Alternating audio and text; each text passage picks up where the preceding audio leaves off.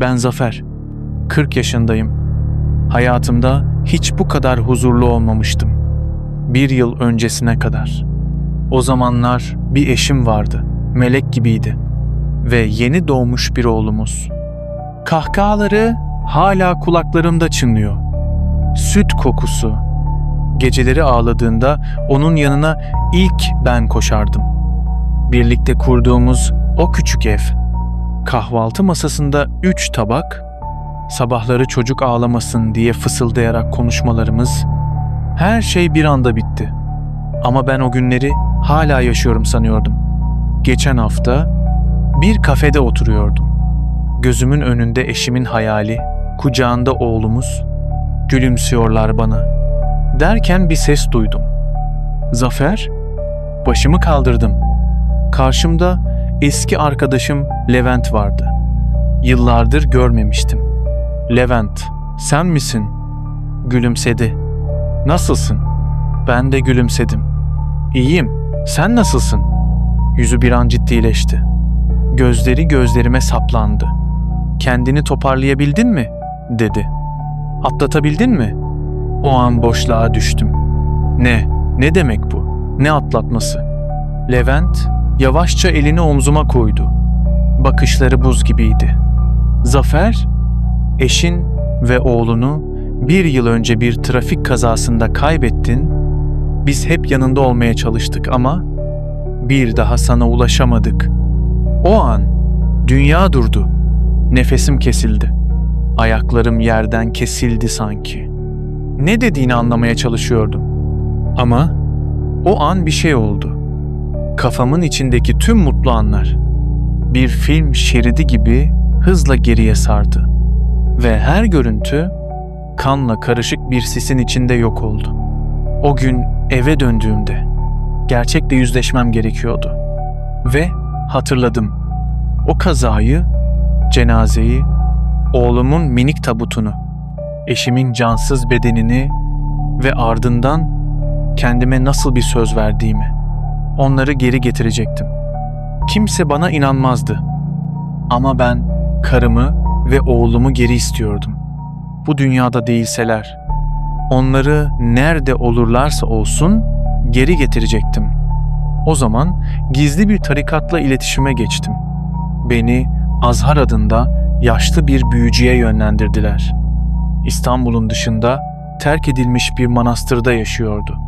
Söylentilere göre ölümle konuşabiliyordu, ruhları çağırabiliyordu ve bazı bedenlere geri döndürüyordu. Onunla görüştüm. Oturduğu yerde hiç hareket etmeden konuştu. Onları geri getirebilirim. Ama kapı bir kez açıldığında kimlerin geçeceği belli olmaz. Ben sadece başımı salladım. Ne olursa olsun karım ve oğlum geri gelecekti. Azhar eski bir kitap çıkardı. Sayfaları insan derisinden yapılmış gibiydi. Kandil ışığında tek tek duaları mırıldandı. Sonra bana döndü. Bir gece, sessiz bir gece bekle. Kapı o zaman açılacak. O gece geldiğinde evde yalnızdım. Sadece eşimin eski eşyaları, bebeğimizin yatağı ve kandil ışığı. Saat gece 3:00. Birden odadaki hava değişti. Soğuk, ağır. Kandil kendi kendine söndü. Ve o an bebek telsizinden bir ses geldi. Baba, kafamı çevirdiğimde. Oğlumun beşiği boştu ama telsiz hala açıktı. Anne, susmuyor baba. Üşüyoruz. Kalbim duracaktı. Ayaklarım beni beşiğe götürdü. Ama boştu. Sadece battaniye kıpırdıyordu. Kendi kendine. Bir ses daha. Bu kez eşimin sesi. Zafer, neden bizi geri çağırdın? Kapıya koştum. Ama kapı açılmadı. Sonra aynadan baktım. Ve oradaydılar. Oğlum ve eşim. Ama yüzleri solgundu. Gözleri simsiyah. Ve dudakları hareket etmiyordu. Ama ben onları duyuyordum. Burada huzurluyduk Zafer. Sen kapıyı açtın. O an fark ettim. Ben Sadece onları değil, kapının ardındaki başka şeyleri de çağırmıştım. Şimdi her gece o kapıdan birileri geçiyor. Bazen oğlumun ağlaması duyuluyor. Bazen karımın ayak sesleri, ama bazı geceler onlar değil. Başka sesler. Boğuk, çok eski, çok aç. Azar'a tekrar gittim. Ama manastır terk edilmişti. Yıllardır kimse orada yaşamamış.